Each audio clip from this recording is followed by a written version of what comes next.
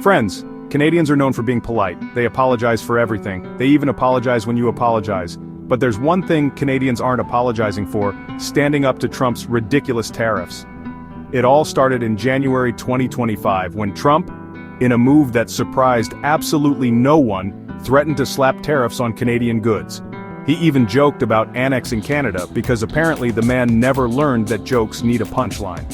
Fast forward to March 4, 2025, and Trump made good on his threat. He imposed a 25% tariff on almost all Canadian imports. Canada, however, wasn't about to take this lying down. Prime Minister Justin Trudeau, in a rare moment of actually looking like he enjoys his job, retaliated with matching tariffs on $20.8 billion worth of American goods. The trade war was on. Now you might be thinking, John, this all sounds very serious, and it is. But it's also completely absurd. The US and Canada share the largest trading partnership in the world. We're talking over $760 billion in goods and services exchanged annually. But facts have never stopped Trump before, so here we are.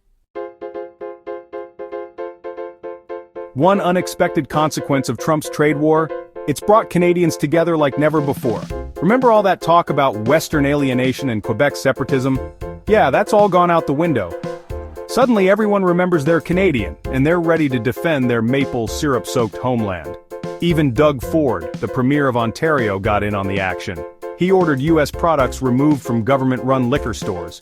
Ford also slapped a 25% tariff on electricity exports to some US states because even a politician who loves beer as much as Ford knows you don't mess with Canada's power grid.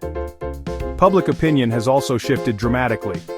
Remember how everyone was frustrated with Trudeau? Yeah, that's over. The Liberal Party is seeing a resurgence in support, thanks to Trudeau's tough stance against Trump. Even Conservative leader Pierre Poilievre has jumped on the Canada First bandwagon. It seems that nothing unites Canadians quite like a common enemy, and in this case that enemy is a spray-tanned man-child with a penchant for Twitter rants.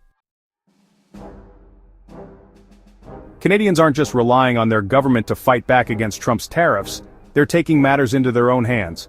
Across the country, Canadians are boycotting US products and companies.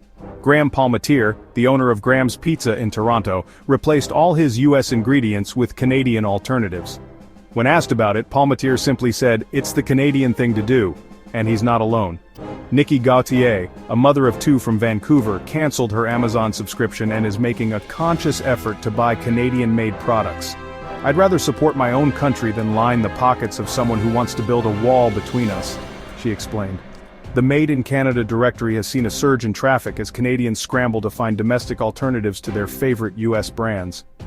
Canadian flag sales have also skyrocketed because nothing says we're not backing down like waving a giant maple leaf in the face of adversity. Even celebrities are getting in on the action. Mike Myers, the pride of Scarborough, Ontario, wore a "Canada is not for sale" t-shirt on Saturday Night Live and mouthed "elbows up" during his appearance, a clear message of support for his home country. It's still too early to say what the long-term implications of Trump's trade war will be on US-Canada relations. But one thing is clear: this isn't just about tariffs. It's about respect, or rather, the lack thereof. Trump's actions have damaged the relationship between the two countries, and it's going to take more than a few strongly worded diplomatic letters to repair the damage.